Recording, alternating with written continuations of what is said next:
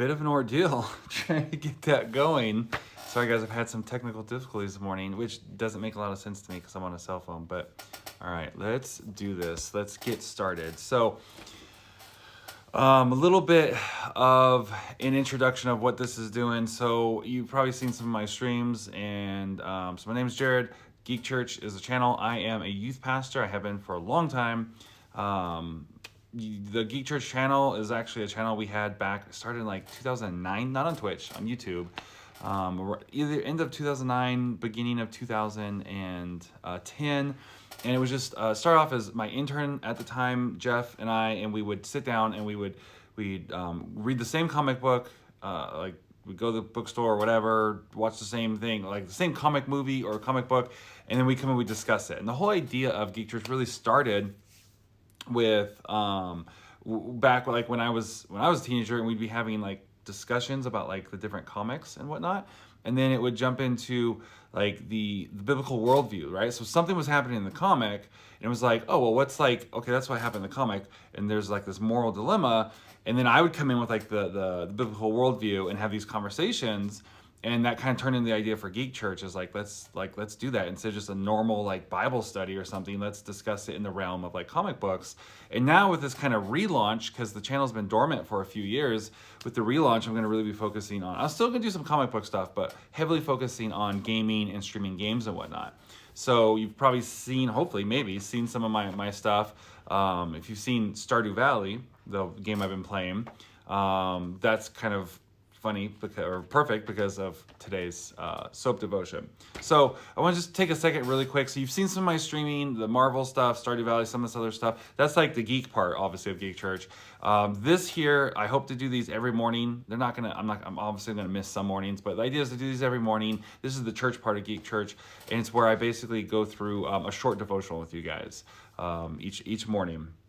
And I'm using kind of two different methods put together. One is the S.O.A.P method, and the other is this like Proverbs method. So the problem with, and what I struggled in all the time with, like I'd read my Bible, but like having an actual devotion was always hard for me because you got to pick one out, and they're all so kind of cliche and whatnot. And you finally get a devotional you like, and then you start it, and then you get behind, and then it's like, do I catch up? Do I just keep going? What do I do?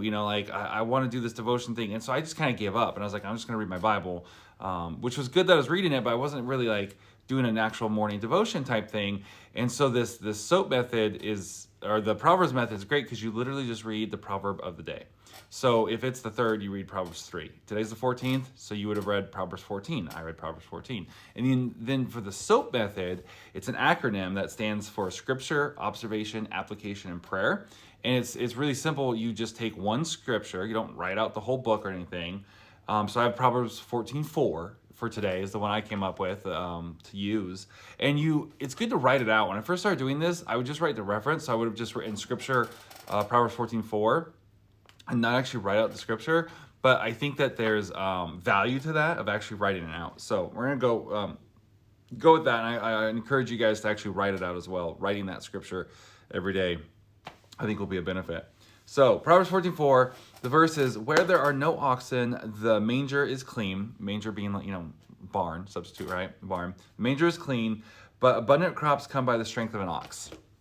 So it's this idea of, right, like if you have a barn, and if you have no animals in the barn, that barn is clean, right? It's easy to keep it clean. It just stays clean.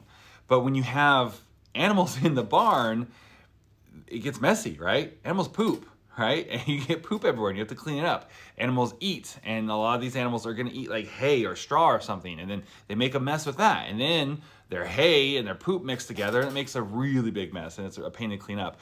I actually spent a summer, what's called mucking. I was at a horse stable, and I'd clean up their poop, and it's called mucking. I don't know why it's called mucking. I'm not a horse person. It just was good money to go and shovel horse poop for the summer at a stable. So I did, and it wasn't too bad. It was more the fear of getting kicked by a horse because I'm not a horse person. And then like I think, aren't they like dogs in the fact like they can sense fear? So then that freaked me out even more, which then freaked me out even more. So I was always like, yo, horse, you stay over there. You go over there and do your thing. I'm gonna come over here and I'm gonna clean up. So like I never had any incidences with any horses. So this idea though of like, yeah, animals are messy, but they also get work done. And so yes, you could have a clean barn by having no animals in it, but then you also would not be producing any work. So observation is pretty simple. You just look at the verse and you make some sort of observation about it. So I've got getting things done involves people, and people cause problems. Isn't that the truth? But it's also the way to have abundant crops. And I did like quotations because that could look differently for something. So for example, let's say you're a streamer, right? You're a Twitch game streamer. You could hire on, let's say you hire on a graphic designer to do all your YouTube thumbnails, all your graphics, all your Twitch overlays, all that kind of stuff. And you hire on a video editor to then take, so you can stream, they'll take that and they'll take that stream, download it, edit it, clean it up a little bit, put it on YouTube, do little clips, put them on, do little highlights, put them on TikTok, put them on Instagram, all that kind of stuff. That's gonna obviously, you're gonna get a lot more done. But then there's gonna be a headache involved with it. You're gonna have to figure out how to make payroll. You're gonna have to actually pay them somehow, whether you have to remember are you gonna pay them every week, every 2 weeks, every month? You're gonna have to then actually send that out. Are you gonna PayPal them? Are you going to do some sort of invoicing thing? You're gonna hire a company to handle your payroll, probably not for 2 people. You have to, actually communicate with them. Are you gonna use Slack? Are you gonna just email each other? How are you gonna communicate what you want done? What happens when they do something and it's not up to the standard you want? You're gonna have to coach them.